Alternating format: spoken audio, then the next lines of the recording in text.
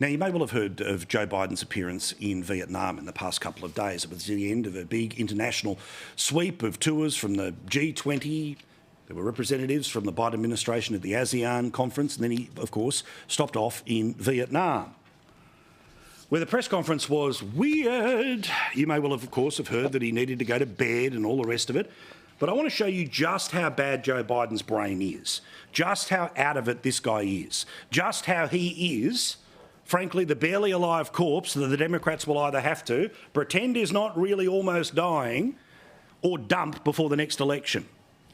This was one of the questions that he got, one of the 5 questions from the journalists handpicked by the White House press team for the people who were allowed to ask him a question. This is the question. Pay attention to what it's about: global warming. I have a question on the climate crisis. You just mentioned the G20. Just this week, the United States warned that if there is no phasing out of fossil fuels, it won't be possible to reach the goals of the Paris Agreement.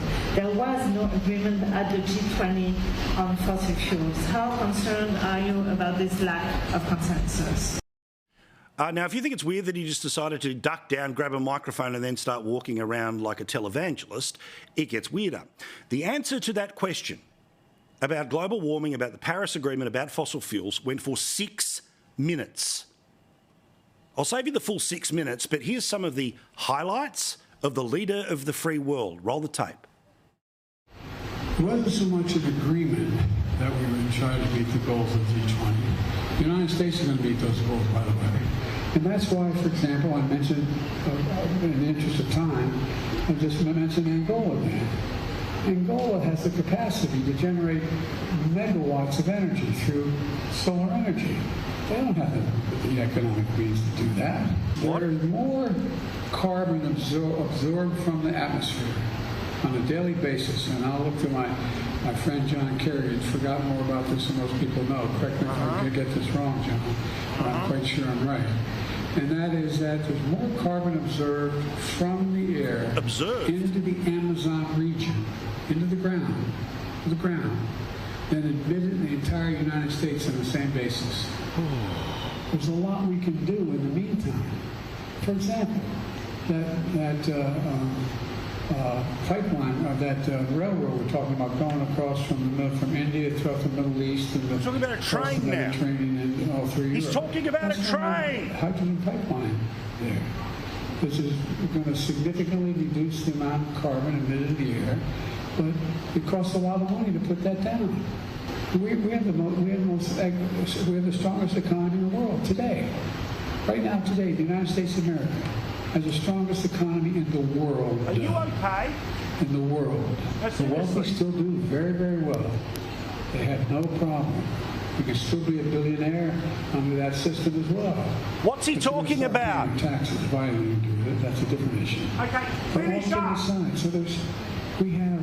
Wrap it up, I think Dennis. everything is going in on people, and there's my brother loves having these famous lines in the movie that he always quotes. You know, and one of them is. Why are you talking about your brother? John Wayne, he's an Indian scout. John Wayne is John Wayne. One of the great tribes of America, back on the reservation. What is wrong with you? So they're all on their horses and their saddles, and there's 3 or 4 Indians in headdresses. Shut up! The Union soldiers basically saying, the Indians, come with me, we'll take care of you, everything will be good. And the Indian scout, the Indian looks at John Wayne and what is he on about? Says, he's a lion, dog-faced pony soldier. The question was about global warming. Pony soldiers out there about global warming. But not anymore. All of a sudden, we're all realizing it's a problem. I see. I just follow my orders here. Shut up!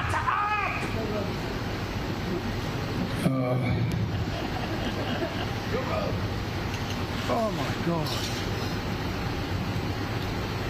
Yes?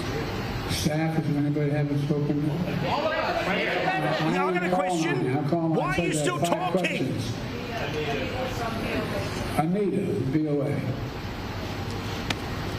Shut up!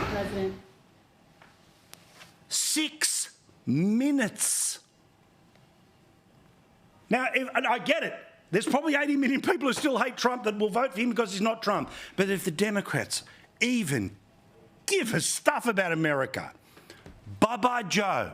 It's time to go to bed for a long time.